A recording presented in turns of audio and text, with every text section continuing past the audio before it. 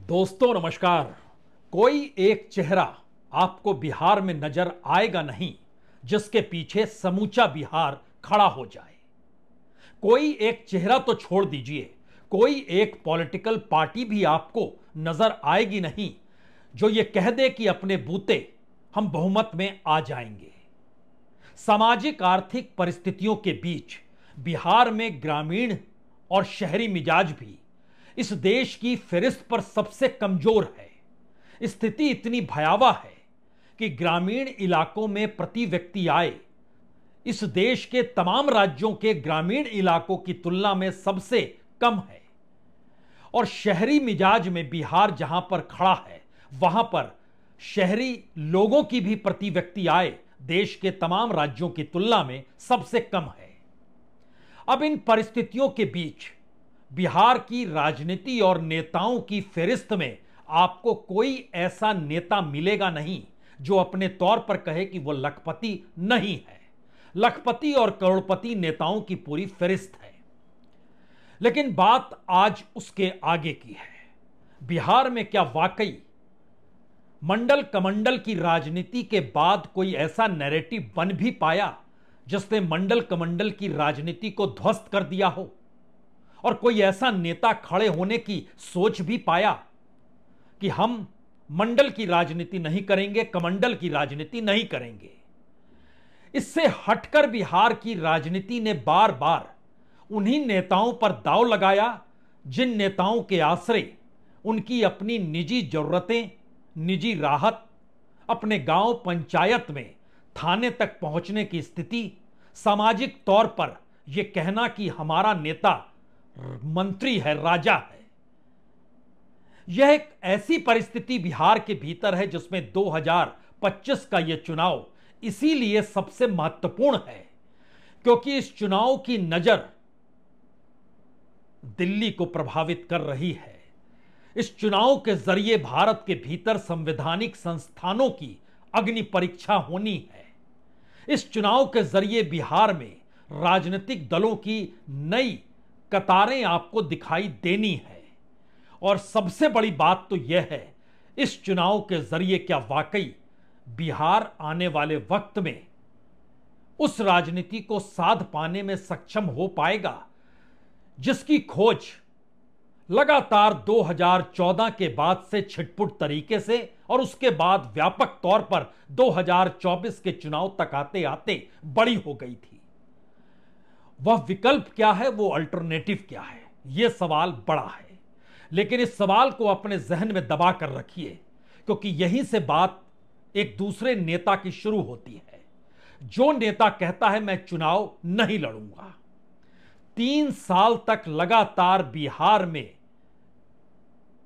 घूमते हुए, लोगों को जोड़ते हुए, मुद्दों को उठाते हुए, निशाने पर लालू नीतीश की राजनीति को लेते हुए और बिहार के विकास, बिहार के मजदूर, बिहार के प्रवासी मजदूर, बिहार के शिक्षा, बिहार के इंफ्रास्ट्रक्चर, इन सवालों को उठाकर ऐसी राजनीति को जगाने की कोशिश कोई शख्स अगर कर रहा है और चुनाव के वक्त आकर वो कहे मैं चुनाव नहीं लड़ूंगा, तो क्या वाकई वो मैदान छोड़कर भाग गया, या वाकई उसे लगने लगा कि दरअसल बिहार की जिस राजनीति में चुनाव होते हैं उसमें वो कहीं टिकेगा ही नहीं।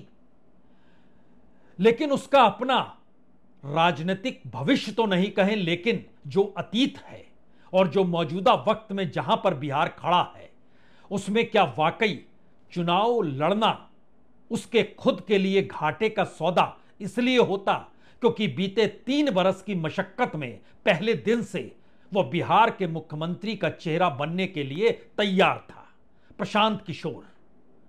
प्रशांत किशोर ने शुरुआती राजनीति ही की तो उसमें अपने आप को सबसे आगे रखा, जन स्वराज पार्टी बनाई, उस पार्टी के आश्रय जो बिहार के लिए एजेंडा रखा उसमें बिहार की जय हो का नारा लगवाया, और जिस पोजीशन पे आकर उन्होंने कहा मैं चुनाव नहीं लड़ूंगा, जबकि उससे 48 घंटे पहले वह बिहार के राघोपुर में घूम कर आए थे जहां पर एक वक्त लालू यादव चुनाव जीत चुके थे, राज्य के मुख्यमंत्री बन चुके थे, डिप्टी सीएम के पद पर तेजस्वी यादव जो उनके बेटे हैं वह भी चुनाव वहां से लड़े, जीते और पहुंच गए।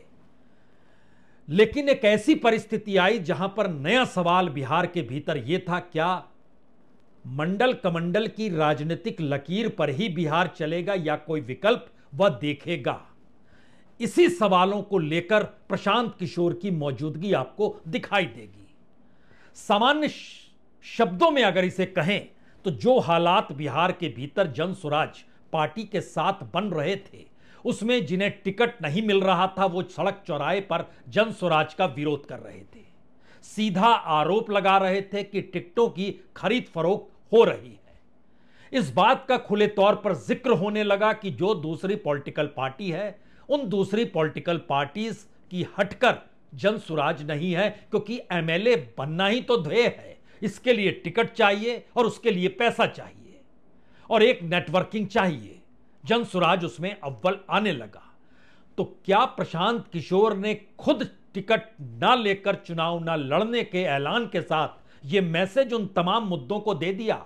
अब आप शोर ना मचाएं, अब आप आरोप ना लगाएं, अब आप एमएलए की दौड़ में ना फंसें। आप इस बिहार के लिए जय हो कैसे कहेंगे?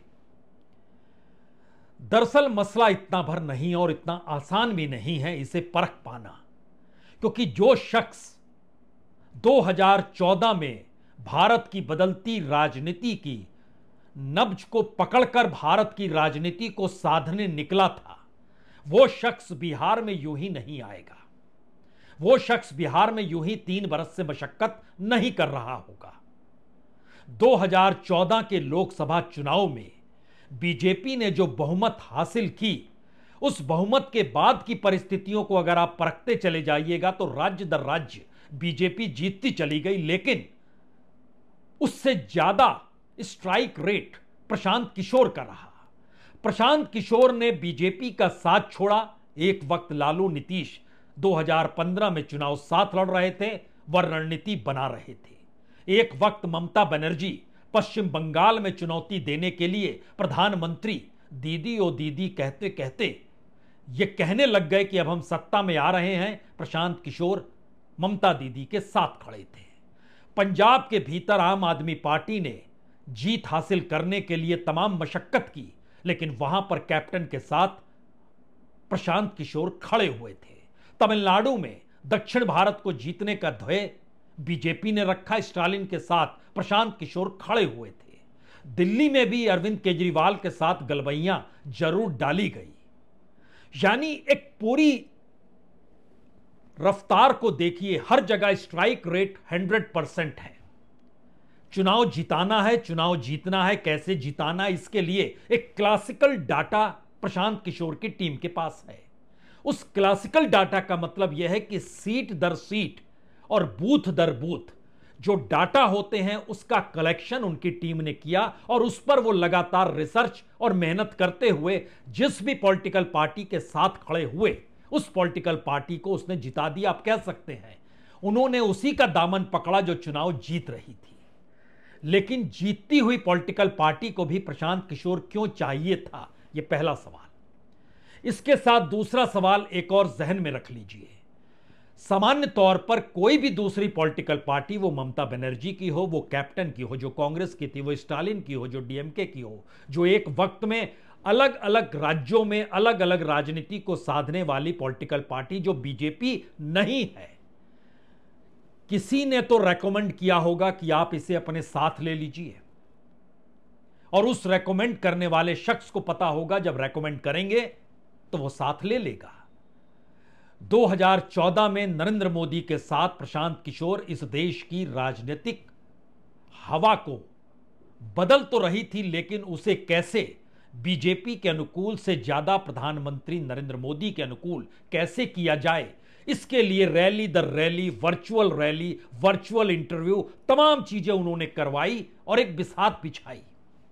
वो शख्स बिहार चुनाव में आकर वॉकओवर दे सकता है? असंभव है ये। जितना पैसा खर्च हुआ, हर पॉलिटिकल पार्टी ने हर दिन देखा है बिहार के भीतर राजनीतिक प्रचार, राजनीतिक संगठन को बथना और राजनीतिक तौर पर खुद को खड़ा करना। उस बिहार में जिसके गांव गांव में जितनी गरीबी और मुफलिसी है, जहां गांव गांव में जो हाट लगते हैं उस हाट में भी जो समूचा माल पड़ा होता है बेचने के लिए, वो सब्जी हो या अनाज हो, उसकी भी कुल कीमत और उससे मुनाफा कई गांव में तो सिर्फ 500 से 1000 रुपए का ही होता है और पूरे हाट में लोग जमा हो जाते हैं। इस आर्थिक परिस्थितियों से बिहार चल रहा है। उन सब के बीच कितना पैसा बहाया गया इस प्रचार में, औसतन लाखों रुपए हर दिन खर्च हो रहे थे। अपने तौर पर प्रशांत किशोर ने अपनी ही कमाई हुई पूंजी का आंकड़ा भी पत्रकारों के सामने दिया। लेकिन फिर एक और सवाल है, पत्रकारों की पूरी टीम जो प्रशांत किशोर से इस दौर में इंटरव्यू ले रही थी, वो बेइज्जत क्यों हो रही थी?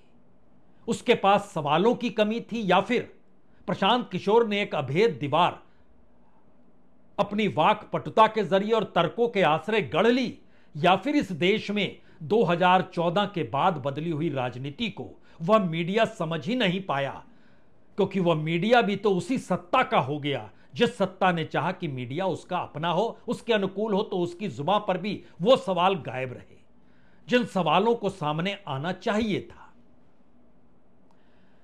तो क्या प्रशांत किशोर एक ऐसी बिसात बिछा रहे हैं जिसमें वाकओवर नहीं है, बल्कि चुनाव के बाद उस परिणाम को वो देख रहे हैं जिसका शोर उन्होंने 2 अक्टूबर 2024 को जब ऑफिशियली अपनी पॉलिटिकल पार्टी का ऐलान पटना के गांधी मैदान में नारे के साथ किया था। एक तस्वीर उसकी जरूर देख लीजिए। दिल्ली तक आवाज पहुंचेगा कि नहीं पहुंचेगा? पहुंचेगा कि अन्य मार्ग तक कि दिल्ली तक? अन्य मार्ग तक कि दिल्ली तक? बंगाल तक पहुंचना चाहिए। जहां बिहार बच्चों को किसी ने मारा है वहां ये आवाज पहुंचनी चाहिए। तमिलनाडु तक पहुंचना चाहिए। दिल्ली में, बॉम्बे में जिन बिहार के बच्चों को किसी ने गाली दी है, मारा है, उसका जवाब दीजिए, पूरी ताकत से बोलिए, जय बिहार, जय बिहार, जय बिहार, जय बिहार, जय बिहार। पीछे तक बोलिए, जय बिहार, जय बिहार, जय बिहार, जय बिहार, जय बिहार, जय बिहार। यानी दो नैरेटिव बिल्कुल साफ है। बिहार में कोई अकेली पॉलिटिकल पार्टी, कोई अकेला नेता नहीं जो जीत सके या जीत का दावा भी कर सके। और इसके साथ ही प्रशांत किशोर की उत्पत्ति जिन परिस्थितियों के साथ हुई, उन्होंने जब मना किया कि मैं चुनाव नहीं लड़ूंगा, तो उन्होंने बहुत साफ तौर पर कहा कि यह निर्णय किसी राजनीतिक रणनीति के तहत नहीं, बल्कि जनहित को ध्यान में रखकर लिया गया है और हमारा लक्ष्य 150 सीट जीतना है। इससे कम तो हम अगर आ गए तो उसे हार मानेंगे। यहां से एक तीसरा नैरेटिव शुरू होता है। इस तीसरे नैरेटिव का सीधा असर दिल्ली पर पड़ता है। इस दौर में दिल्ली ने बहुत कुछ गंवाया है। इस दौर में चुनाव आयोग को गंवाया है। इस दौर में सुप्रीम कोर्ट को गंवाया है। इस दौर में अंतर्राष्ट्रीय तौर पर अमेरिका के सहयोग को गंवाया है। इस दौर में तालिबान तक करीब आ चुका है और पाकिस्तान का मुसलमान छोड़कर दुनिया का हर मुसलमान दिल्ली की सत्ता को मंजूर है। वो चाहे कतर का हो, चाहे यूनाइटेड अरब अमीरात का हो, चाहे ईरान का हो, वो गाजा पट्टी का हो, वो फिलिस्तीन का हो, लेकिन तालिबान तक भी भारत के साथ आकर खड़ा हो चुका है। यानी एक अंतर्राष्ट्रीय परिस्थिति से निकलकर जो कि भारत की घरेलू राजनीति तक पे प्रभाव डालती थी, उसके भीतर घरेलू राजनीति को प्रभावित करने के लिए सबसे बड़ी भूमिका चुनाव आयोग और सुप्रीम कोर्ट की रही। जब हम सुप्रीम कोर्ट का जिक्र कर रहे हैं तो एक बात जहन में और रख लीजिए, बिहार के भीतर एसआईआर को लेकर जो सुप्रीम कोर्ट में लगातार जिरा हो रही है, आज भी जिरा हुई और सुप्रीम कोर्ट ने कहा कि इलेक्शन कमीशन समझदार है, सक्षम है। उनके अगर शब्दों को हम पढ़ें तो उन शब्दों का मतलब यह है कि दरअसल ईसीआई अपनी जिम्मेदारी को जानते हैं और नाम जोड़ने और हटाने के बाद वह इसे प्रकाशित करने के लिए बाध्य हैं और मामला अभी बंद नहीं हुआ है, यह सुप्रीम कोर्ट ने आज कहा। और उसके बाद कहा कि अगली सुनवाई 4 नवंबर को होगी। 4 नवंबर पहले चरण की वोटिंग के दिन का प्रचार खत्म होगा 4 नवंबर को ही, और उस दिन सुप्रीम कोर्ट में सुनवाई हो रही होगी। यानी एक तीसरा नैरेटिव है कि बिहार का चुनाव एसआईआर के दायरे में मत देखिए, यह एक सामान्य चुनाव है। तमाम राजनीतिक दलों में सीट को लेकर उहापोह की स्थिति बची हुई है। हर कोई सीएम बनना चाहता है। बीजेपी अपने वर्चस्व को लागू कराना चाहती है। जनता दल यूनाइटेड अपने अस्तित्व की लड़ाई लड़ रही है। आरजेडी और तेजस्वी को भी लगने लगा है इस बार वो मुख्यमंत्री बन जाएंगे। कांग्रेस को भी अपनी राजनीतिक जमीन पाने की छटपटाहट है। और इन सब के बीच प्रशांत किशोर अकेले अपने बूते अपनी अकेली पार्टी लेकर एकला चलो का राग लेकर आगे चल निकले हैं। यहां तक कि चिराग पासवान का जिक्र भी करते, वह भी फंसे हुए हैं, क्योंकि एक वक्त अकेले लड़े थे तो एक भी सीट पर नहीं जीत पाए। उनके पास पूंजी लोकसभा चुनाव की है, 5 सीट पर लड़े, 5 पर जीत गए, लेकिन उस समय प्रधानमंत्री के चेहरे को लेकर चुनाव था। बहरहाल अब वापस लाइए उस तीसरे नैरेटिव की दिशा में, जिसमें पहले दिन से जो शख्स सीएम का फेस हो, पहले दिन से जो लाखों खर्च कर रहा हो, पहले दिन से जिसको बारे में जानकारी हर किसी को हो कि किसी भी राज्य का चुनाव कराने में यह शख्स सफल हो जाता है, तो बिहार में असफल कैसे होगा? इस पूरी राजनीति को साधते हुए हो सकता है कुछ लोगों के जहन में आए, अपनी अकेली पार्टी तो एक वक्त पप्पू यादव ने भी बनाई थी, जन अधिकार पार्टी लोकतांत्रिक। ये उन्होंने बनाई थी 2015 में, और 2020 में उन्होंने लोकसभा का चुनाव लड़ा, खुद भी हार गए और जीरो पे रहे। एक लड़की आई थी पुष्पम प्रिया चौधरी, उसने 2020 में पार्टी बनाई, बड़ा पैसा खर्च किया। द प्लूरल्स पार्टी 102 सीटों पर लड़ी, खुद 2 सीटों पर लड़ी, सब जगह जीरो, सब जगह हार गए। तो एक अकेला व्यक्ति बिहार की राजनीति में कैसे चल सकता है? और एक अकेले व्यक्ति और एक पार्टी को जब मान्यता नहीं है तो कोई कैसे चल सकता है? बात तो सही है। यानी इसके लिए प्लानिंग 3 साल पहले की होगी। यह प्लानिंग हो सकता है और पहले की हो। यह किसकी प्लानिंग होगी, कौन सी बिसात होगी, यह तो चुनाव परिणाम आते आते चलेगा। लेकिन तीसरा नैरेटिव बहुत साफ है कि दरअसल मैदान छोड़कर प्रशांत किशोर भागे नहीं है। इसीलिए जब बीजेपी के नेताओं से पूछा गया, अब आप क्या कहते हैं, सुनिएगा, सुन लीजिए। प्रशांत किशोर चुनाव क्यों नहीं लड़ रहे हैं? हिम्मत नहीं हो रही है क्या? लड़िए, लड़वाएंगे, लड़ते क्यों नहीं है? ये सवाल तो हम उठाएंगे जरूर ना। वो भी तो आए कि बिहार को हमको बदलना है, आगे लाना है, शायद मुख्यमंत्री को बनने का ख्वाब भी देखते, तो लड़िए ना, हिम्मत क्यों नहीं है? तो प्रदेश जनता ये सब देख रही है और हमें पूरा विश्वास है कि एनडीए को पूरा समर्थन देगी। यहां बीजेपी को भी डिकोड करना चाहिए, यानी उलझी हुई गांठें जो बीजेपी के साथ है उसे खोलना चाहिए। बिहार की राजनीति में बीजेपी बाखूबी जानती है कि आरजेडी उसके साथ कभी नहीं आएगी, कांग्रेस तो साथ आ ही नहीं सकती है, सीपीआई-एमएल बिल्कुल नहीं, लेफ्ट पार्टी भी उनके साथ नहीं आएगी। और ऐसे में चिराग पासवान हो, कुशवाहा हो या मांझी हो, इनके आश्रय बीजेपी सत्ता तक नहीं पहुंच सकती है। और जनता दल यूनाइटेड अगर डूबता हुआ जहाज है, जो बीजेपी के नेता गाहे बगाहे ये कहने से कतराते नहीं हैं, और इस बात से भी उन्होंने इनकार कर दिया कि मुख्यमंत्री का चेहरा नीतीश कुमार होंगे, यह भी हम नारा नहीं लगाएंगे। हम इतना भर कह देंगे कि प्रधानमंत्री मोदी और यहां पर नीतीश कुमार, इनके आश्रय आपको वोट देना है। और नीतीश कुमार का गुणगान तो किया जाएगा, लेकिन बतौर सीएम उम्मीदवार वही हैं ऐसा कोई नहीं कहेगा। तब बिहार की राजनीति के भीतर आप जब घुसेंगे तो आपको 3-4 पॉलिटिकल पार्टीज और नजर आएंगी।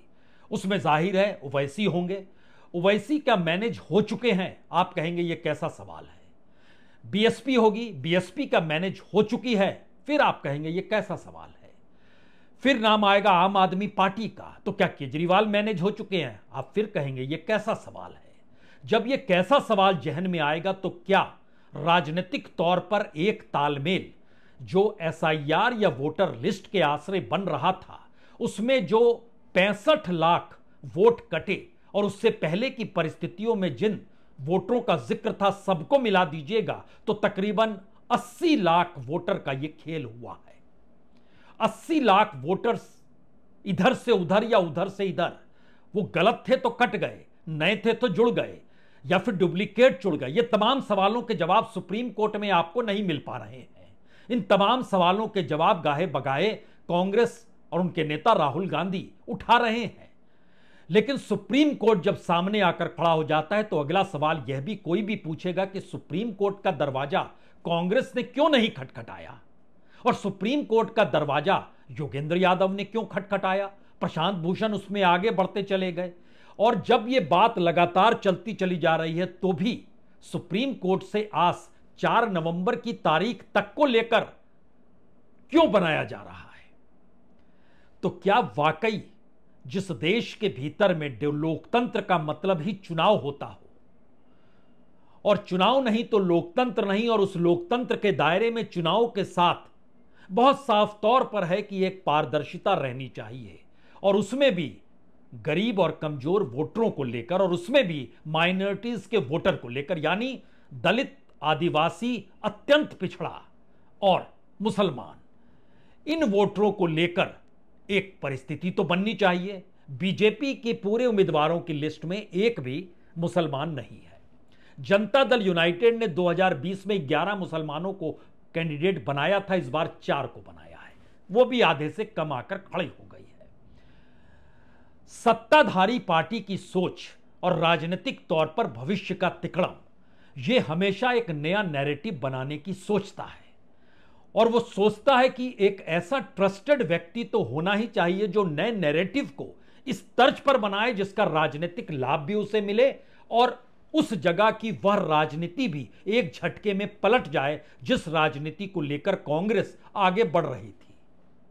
ध्यान दीजिए, दिल्ली में अरविंद केजरीवाल का आना, 90% वह लगातार नंबर पाते थे, 90%, लेकिन एक झटके में वो फेल हो गए। ये कैसे चुनाव की कैसी परिस्थितियां हैं, और इस पूरी परिस्थिति के भीतर प्रशांत किशोर 3 साल से मशक्कत करते हुए एक मुहाने पर पहुंचे, और वहां आकर उन्होंने कह दिया मैं चुनाव नहीं लड़ूंगा। जी, ये वाकवर नहीं है, ये एक नए नैरेटिव को बनाने की वह सोच है जिसमें सीएम का फेस होगा, यह हिस्सा गायब हो जाए, वोटरों के जहन में कुछ नए सवाल खड़े हों, और इसको लेकर वो जो नैरेटिव बनाना चाह रहे हैं उसको राघोपुर में 2 दिन पहले जाकर उन्होंने मीडिया से बातचीत करते हुए रखा भी। जिस बदलाव की चाहत लोगों में दिखी है पिछले 3 साल में, वही चाहत यहाँ पर भी है, वही विषय है। लोगों के वोट से नेता बड़े बन गए, लोगों ने जाति के नाम पर, धर्म के नाम पर, नाली गली के लिए, 5 किलो अनाज के लिए, मंदिर मस्जिद के लिए वोट दे दिया। जिस नेता ने भी वोट लिया तो वोट लेकर बड़ा बन गया, और जो लोग हैं उनकी अपनी जो हालात हैं, उनके बच्चों की जो दुख तकलीफ है, उसमें कोई परिवर्तन नहीं है। कहीं ना कहीं जो मूल बात है कि जो नेता जीत रहे हैं उनके मन में ये डर ही नहीं है कि हम काम नहीं करेंगे तो जनता हमको वोट नहीं देगी, क्योंकि विकल्प के अभाव में लोग लालू जी के डर से भाजपा, भाजपा के डर से लालू जी को वोट देते रहे हैं। अब जन स्वराज की एक नई व्यवस्था बनी है, नया विकल्प आया है, और हम लोग का विश्वास है कि बिहार की जनता इस बार सजग होगी। प्रशांत किशोर को सुनते वक्त हो सकता है हर किसी को लगे जो बिहार की राजनीति को जानता समझता है, यह सब कहने की बात है। बिहार में वोट तो जाति के आधार पर ही पड़ेगा, और जाति के लिहाज से प्रशांत किशोर कहीं टिकते नहीं है। बीजेपी ने जो अपर कास्ट को टिकटें दी है, 101 में से 49 टिकट उन्होंने अपर कास्ट को दी है। अपर कास्ट से यानी ऊंची जाति से प्रशांत किशोर भी आते हैं। पिछड़ा, दलित और इन सब के बीच अल्पसंख्यक किसके साथ खड़ा होगा, यह बड़ा मायने रखता है। तो यह परिस्थिति आपको चुनाव जिता सकती है या नहीं जिता सकती, और यही से बात आप कहेंगे मैदान छोड़कर उन्हें भागना पड़ा, और राघोपुर में ही उन्होंने यह कह दिया। लेकिन दूसरा नैरेटिव यहीं से खड़ा होता है। उस नैरेटिव का मतलब बहुत साफ है, क्या वाकई बिहार की राजनीति में कुछ नया तालमेल राजनीतिक तौर पर गठबंधन के आश्रय चुनाव परिणामों के बाद बन जाएगा, और उस बन जाएगा के लिए आपने पहले से चीजें अपने अनुकूल करने की सोची, और एक नए गठबंधन की दिशा में तमाम राजनीतिक दल धीरे धीरे बढ़ रहे हैं। यह नैरेटिव भी फिट बैठेगा नहीं। तीसरा नैरेटिव भी है, क्या वाकई वोटरों के वोट गिने जाएंगे या वो गिने जा चुके हैं? यह सवाल चौंकाता है, डराता भी है। लोकतंत्र है, लोकतंत्र में चुनाव लड़े जाते हैं, और लेकिन जब आप राहुल गांधी द्वारा उठाई गई 2 प्रेस कॉन्फ्रेंसेस में chief election commissioner Gyanesh Kumar को कटघरे में खड़ा करते हैं और ज्ञानेश कुमार के सवालों का जवाब जब बीजेपी और सरकार देती हुई नजर आती है, और इन सब के बीच सुप्रीम कोर्ट अब सुनवाई की तारीख 4 नवंबर रखता है, तो अगला सवाल नया खड़ा होता है। जिस अल्टरनेटिव का जिक्र प्रशांत किशोर कर रहे हैं और जिस अल्टरनेटिव का जिक्र राहुल गांधी करना चाह रहे हैं, दोनों में बड़े व्यापक अंतर है। राहुल गांधी इस देश की जनता के हाथों इस देश के राजनीतिक परिवर्तन को करवाना चाहते हैं। प्रशांत किशोर जनता के हाथों चुनाव जीतना चाहते हैं, और इन दोनों के बीच में लोकतंत्र का वह चुनावी उत्सव है जो चुनावी उत्सव को लेकर कटघरा राहुल गांधी ने बनाया।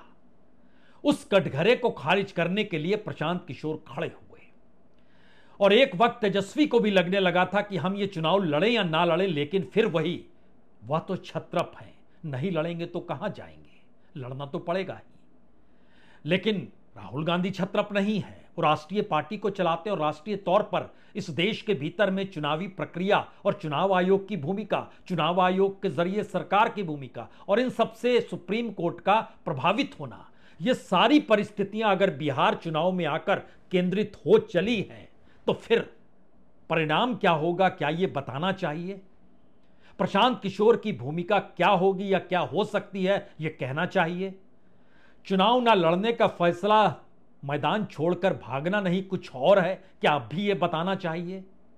इन तमाम परिस्थितियों का आखिरी सच तो यही है, बिहार चुनाव भारत की उस राजनीति का पैमाना है जिसके जरिए हिंदुस्तान के लोकतंत्र और चुनावी प्रक्रिया में देश में संविधान के तहत चेक एंड बैलेंस की जो परिस्थिति है, वो कड़ी बचेगी या नहीं बचेगी, उसका ये आखिरी इम्तिहान है। बहुत बहुत शुक्रिया, बहुत बहुत शुक्रिया।